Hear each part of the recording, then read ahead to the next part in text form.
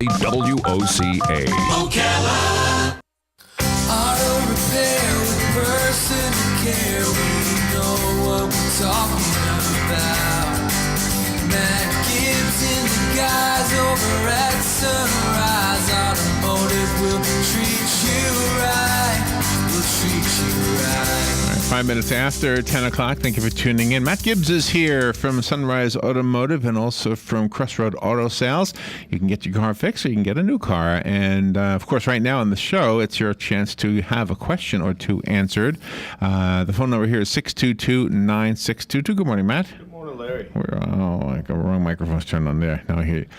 How are you? How's everything? Good. Have you ever heard of an online app for auto repair or diagnostics or whatever you call it? It's called Auto MD. No. I'm looking at it right now. Are you? Auto MD. You put in your car, and then your model and your make, and then they ask you questions about. And after a while, I don't know the answers. It's like whenever I've had my car, even just to change a light bulb, they'll say, "Well, what's the make and model?" Okay, I got that. I got the make, model, and year. What size engine? Oh, I don't know. And then they'll ask other questions, and I don't know the answer to them. I mean, someone that probably goes on that website might know the answer to some of those questions. You would hope, right? So my car makes that rattling noise when I first turn it on, start it, right? So I just tried it to see, so I could have something to tell you, and it said it could be the harmonic balancer, but I would trust that you would have told me that it was that. Yeah. What is the harmonic balancer? The harmonic balancer, it balances everything harmonically. What? No, the heck is that? The harmonic balancer is, let's just say, it's the pulley on the crankshaft. Okay, it has nothing to do with the sound my car is making, which you said is the timing. Because typically, if chain. it was a harmonic balancer, it would do it all the time. It's not going to do it when Oh, it's cold. okay. It's going to do it all the time. Okay. And what happens is it comes. They'll get out of harmony. It's also a lot of engines. It's also a balancer. It helps balance the engine to keep it smooth. So Okay. Now, so that right there just doesn't make sense to me. really? Okay. Yeah. Okay. Well, maybe I just told it the wrong information. But listen to this: if it is the harmonic balancer, the do-it-yourself cost is $88.25. The shop cost is $222.72. Okay, now. I would always go for the shop cost. Well, let's just look at that for a minute because I think that's important. Okay. Okay, $88.25. Okay, you can probably buy the harmonic balancer for $88.25. Right. Do you have a puller to pull the balancer off, the other one? They're pressed on. See? I wouldn't have a clue. So now you have to go out and buy a tool. How much is a tool to pull up? Good point. Good You point. see what I'm saying? Yeah. And that's just one aspect. And of it. know-how. Hello. And if let's just say you punch this stuff into that automotive MD or whatever it is we're on here. Auto MD. Auto MD. And you went, okay, and you go down to your local parts house and you go buy you a balancer. Right. And you buy or rent a tool to take it off. And then you put it all on there and tomorrow morning you start it up and it makes the same noise. Then what do you do? Right, I know. You know? I know this has got to be for mechanics. This can't be for the average guy who's going to do it Well, himself. it's not even. That to me isn't even for mechanics. Oh, really? Yeah, someone that is in what we do. Can we try it out with you here? Because I did it and I didn't know what I was doing. Let me do it with you, okay? Okay. So I'm just going to ask you the questions it asks, Mm-hmm. right? Describe the symptom. Is it something you feel, hear, see, smell, or it just won't start? Let's just say we're gonna hear it. You hear it, okay. If you know what is wrong, start by selecting it. Is it the brakes, the engine light is on, the electrical accessories, the engine performance, the exterior body, the upholstery, the transmission, the tires, wheels, steering, lights, heating and air conditioning? Well, let's go to engine. Engine, okay, just simply engine, okay. Then you click the next button, and it says, what is the problem with your engine? Is it overheating? Is the vehicle running hot? Isn't that the same thing? No. Oh, really? Is it the engine vibration, or is the engine misfiring or losing power? Well, in your case, it's making a noise. The engine's making a noise. So vibration is what I should say? Well, okay. So you're doing mine? Yeah. Okay. All right, and then oh, see, but I made a mistake without going back far enough. I should have gone to the point where it asks you the car, but okay. So this is now based on a 2005 Suzuki Forenza, which is what I have. Okay. Okay. So now it says worn engine mounts, or perhaps the harmonic balancer again. Now, the engine mounts, I would say yes. But see, in that thing, it doesn't say, is it a cold or is it hot? Does it start, do you hear the noise when the engine's cold? That would be a question I would ask you when you come in and say, hey, I hear this noise. When do you hear the noise? Well, then you would say, I hear the noise in the morning when I first started up. Okay. What kind of noise does it make? What does it sound like? Well, it may be like it rattles for a few seconds. Okay. The engine mounts, that's common on them, and it will cause a vibration. But you know, there's a couple quick ways to check those. So I get it's kind of like, you know, it's interesting, isn't it? There's an app like this. This is misleading. When I was a younger guy, I really did try to fix my own car, and you want to know something? I did fair. But back then, I mean, I really didn't need much. Well, you know, people call all the time. All the time, people call and they ask me questions at the shop. How do you fix something? Well, and it's like the first question they want to know is it difficult? Is this hard to do? I don't know.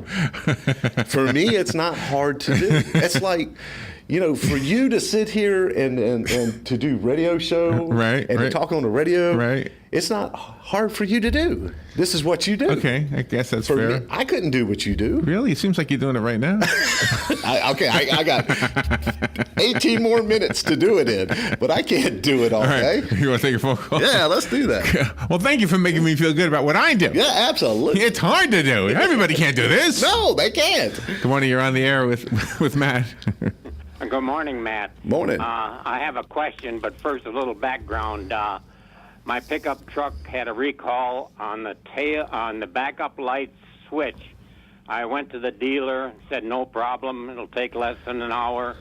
I was waiting in the waiting room. The service manager came in and he said, we did a courtesy inspection and your throttle valve needs flushing for $117. I declined. And he says, well, it might save your transmission.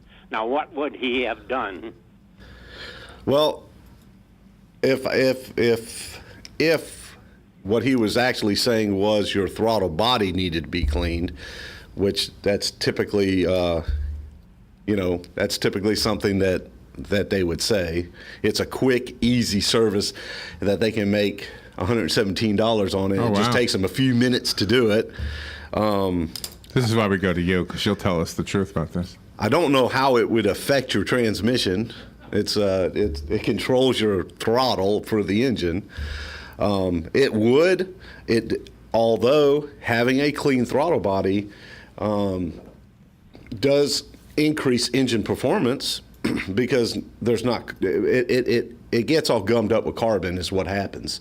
And so if we can take the carbon out, we can let the air flow into the engine quicker, easier, and faster, and cleaner. So, but typically, if a car comes in and the people have a complaint of when I come to a stop, my car will stumble sometimes or even stall, the first place I look at, I go straight to the throttle body to see if it's all gummed up. 90% of the time, if it's all gummed up, we clean it all out. And it solves their problem. So, I don't know, without actually looking at it, I don't see how it could affect your transmission. I do know this, if it was that bad, you would have gone back to the dealer or to your mechanic or to a garage and said, hey, I have this condition, I have this symptom. And then from there, we could have fixed the problem. Well, when I went outside and paid at I didn't pay, but he filled out the papers. And I asked him for a copy of what was wrong with my truck, which he came in with to the waiting room. And he says, oh, that's already been destroyed. Well, that wasn't very nice. Oh, that wasn't good. It wasn't thrown away. It was destroyed. It went through the incinerator. Oh, wow. You know, a lot of these guys out here, a lot of people are just, you know, they it was a courtesy check just to I hate to say this, but just to make money. And it's Okay, well, thank you very much. You're welcome. And it's something that should be done over a period of time. Typically, like if we're doing a tune-up or we're doing a fuel injection service, that's actually part of a fuel injection service. Really? Is cleaning the throttle body, the intake, and the injectors, not just pouring stuff in a gas tank and saying, "Hey, we cleaned your injectors." I'm telling you, this is why I go to you, because this is stuff I don't know, and I could easily be fooled. Easy. We need to take a little break. You do have something online. Just hang in there, caller, and looks like we got a 1-minute break, so we'll be right back. The weather is brought to you by myfwc.com. Safe boating is no accident. Sunshine today, turning breezy with highs of 82 to 84. Then partly cloudy tonight, low 64 to 69.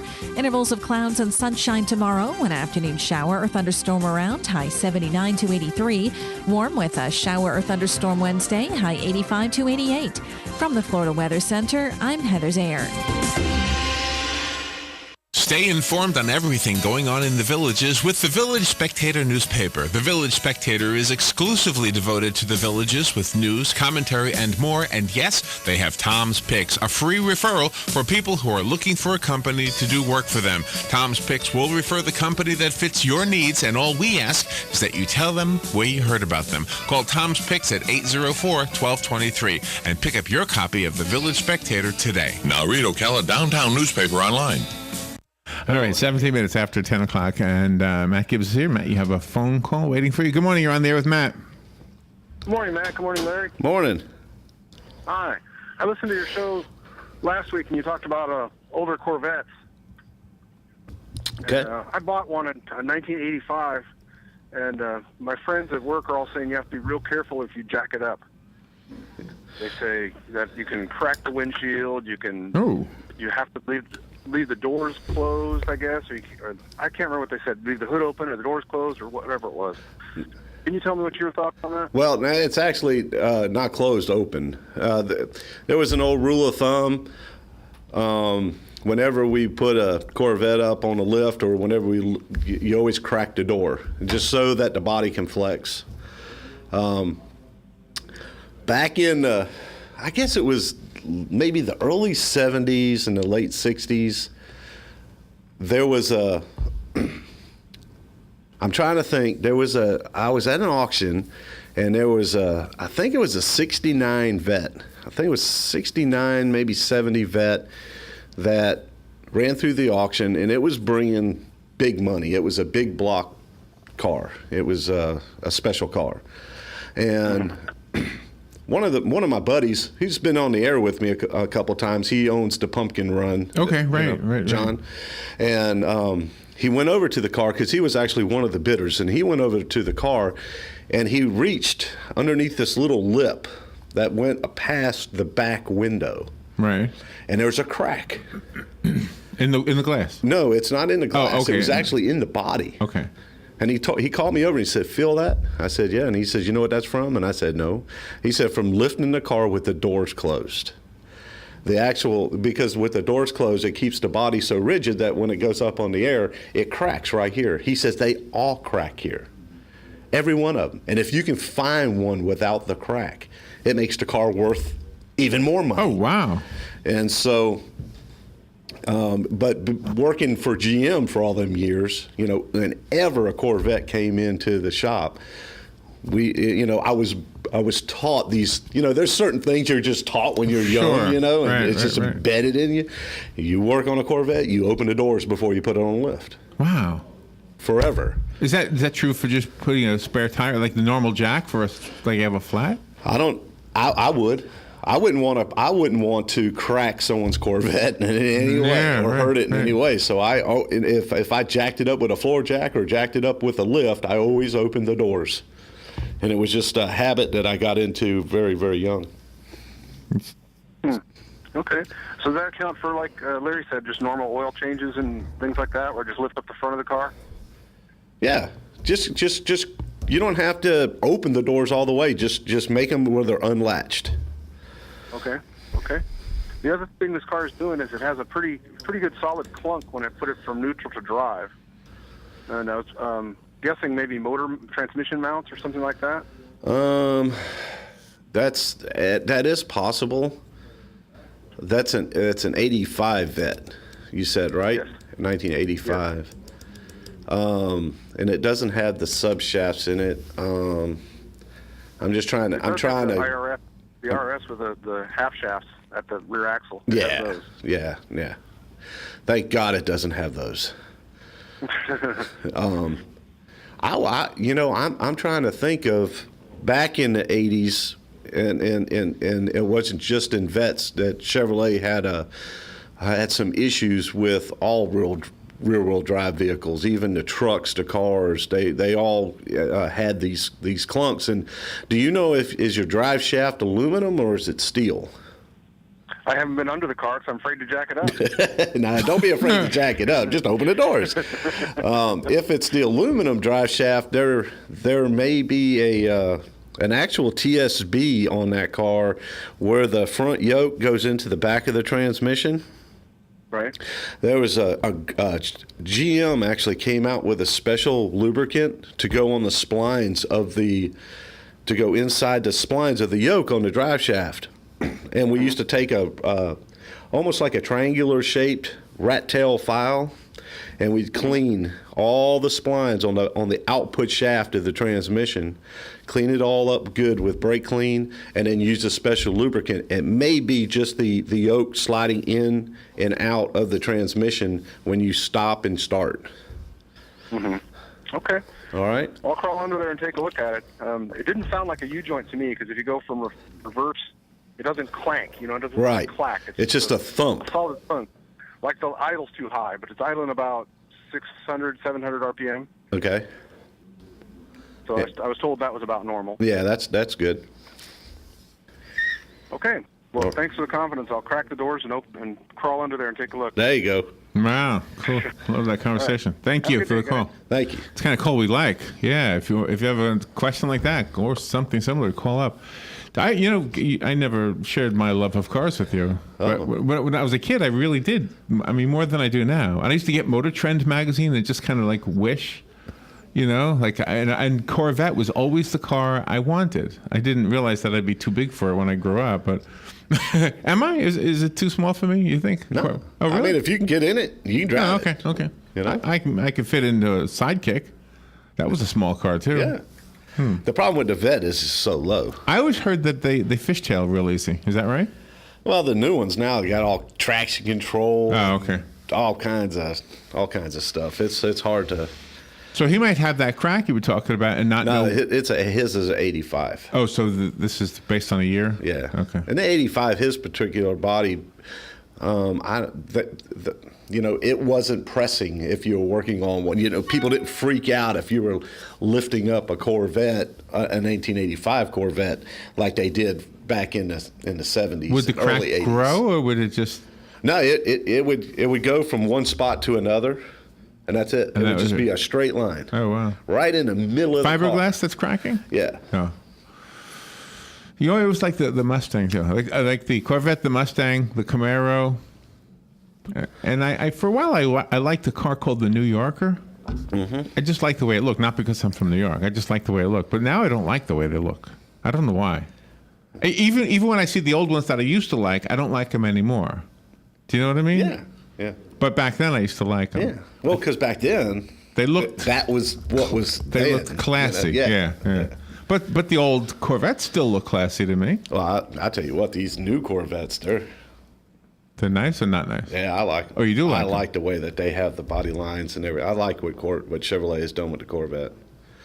I don't really care to work on them too much because they're difficult to work on. Do you like when there's lights under a car? Huh? You know those lights that are under the car? No. You never saw lights under the car? Yeah, I saw them under those neon lights. But do they get in the way, like when you're trying to work on Sometimes they do. Sometimes we get, and if they're in the way, I take them out the way. So you don't really like them.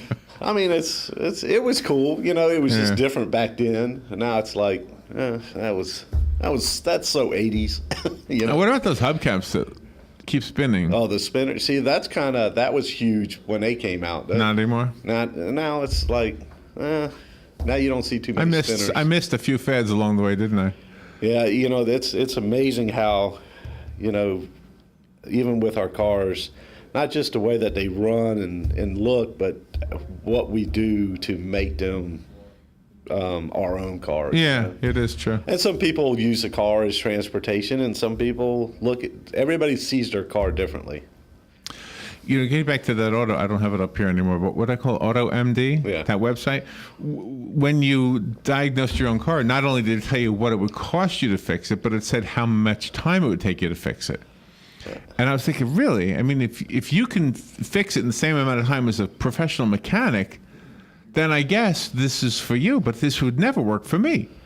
A butter knife and a hammer, I'm not going to be able to fix things. Well, and that's the other thing. That's been a big question in our industry for years is people are, how do you determine how long something takes? Yeah, right. Because I have 3 guys that work in my shop, and I can have this job, and I can have 3 guys working on that one thing, and all 3 of them would take different times to do it. Yeah. And you have another phone call. Good morning. You're on the air with Matt. Yeah, good morning, Matt. Morning. See, I've been noticing after I come home I've got a 2012 Enclave Buick. It's a dual exhaust system, but one of the exhausts it's dripping water a little bit. Is that normal? Yeah, that's normal. You got a Buick. Where's that moisture coming from? It comes from the exhaust system itself. If you crawled underneath it, and you don't have to open the doors on yours, you can keep your doors shut. But if you lifted yours up, you can look at the muffler, and at the back of the muffler, there's going to be a little hole. And that little hole is to allow condensation to drip down as it builds up condensation overnight. And you stop and think about it. If you're out driving a car in the evening time, and as it cools down, as the dew develops, on our grass, we'll actually build up condensation in our exhaust system. So it's pretty common when you start them up that spit out a little. It's not coolant. It's not antifreeze. It's just condensation. So that's. Yeah, how come it's just on one side, not the other? Well, to be honest with you, you don't really have dual exhaust. Oh, okay. You have single exhaust. You just have a Y pipe at the back of it to make it look like you have dual exhaust.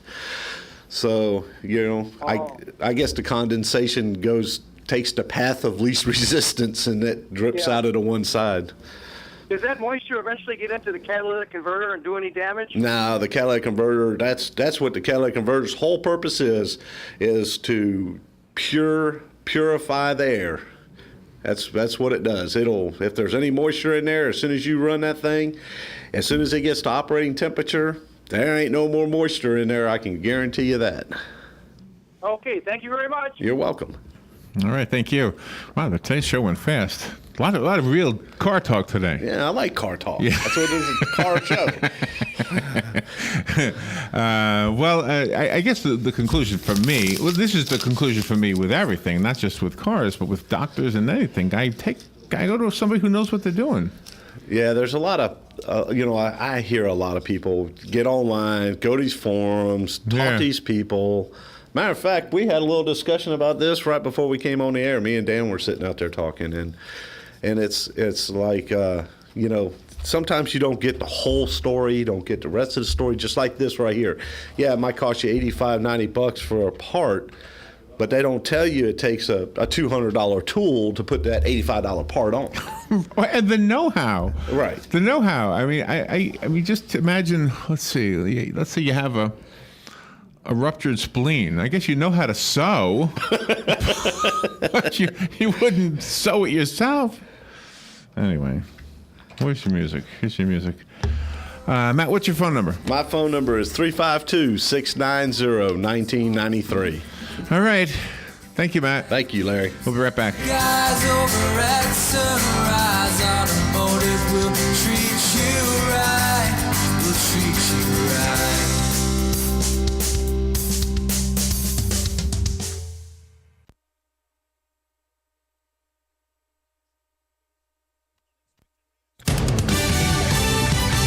News Radio, I'm Pat O'Neill. The list of candidates for the GOP presidential nomination is growing.